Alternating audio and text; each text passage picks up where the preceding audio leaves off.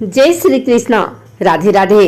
आइए सुनते हैं घासी राम जयंती पर घासी राम जी की प्रेरक कहानी।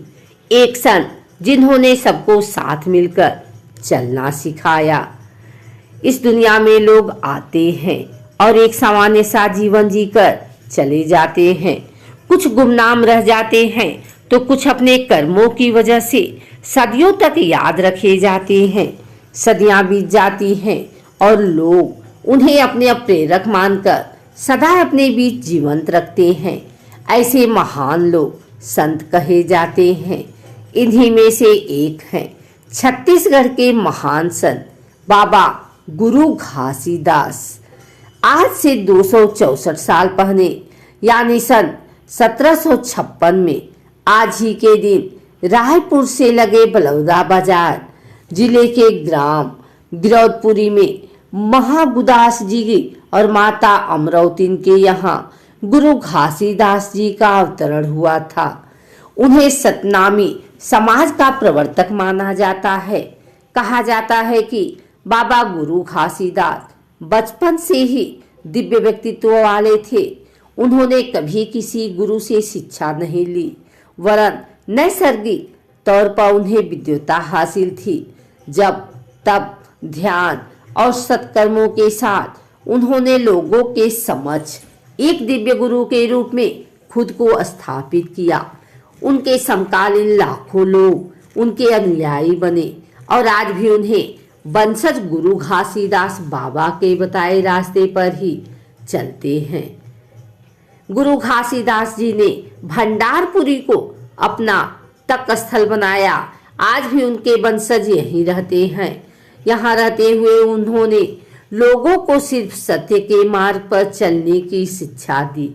उन्होंने अपने समय की सामाजिक आर्थिक विषमता, शोषण तथा जातिवाद को समाप्त करके मानव एक समान का संदेश दिया। बाबा गुरु घासीदास जी के समय समाज में भेदभाव और विषमता की बीमारी बुरी तरह फैली हुई थी।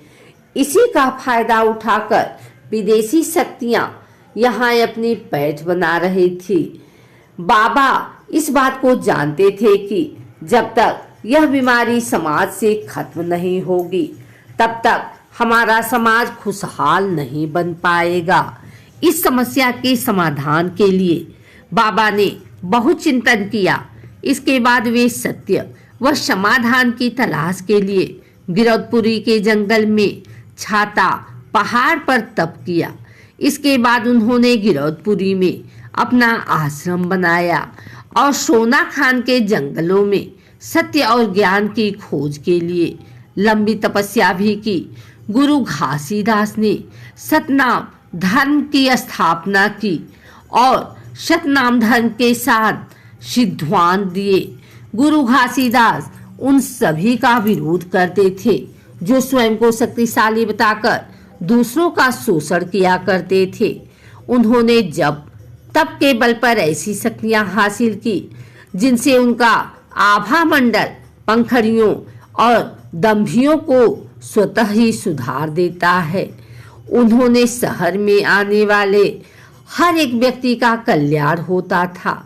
कोई कितना भी दंगी हो, घमंडी हो या अपनी शक्ति के नशे में चूर हो, बाबा का दर्शन पाते ही उसकी आत्मा चेतना जाग उठती है। यह सब आंतरिक शक्तियां गुरु घासीदास जी को नैसर्गिक रूप से मिली थी। प्राणी पशुओं के साथ उनका स्नेह और प्रेम अटूट था। बाबा गुरु घासीदास सन 1850 तक लोगों के बीच सक्रिय रहे। इसके बाद उन्होंने किसी ने नहीं देखा।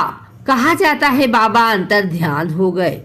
आज भी बाबा गुरु घासीदास जी के संदेश पंथी नृत्य गीतों में गूंजते हैं।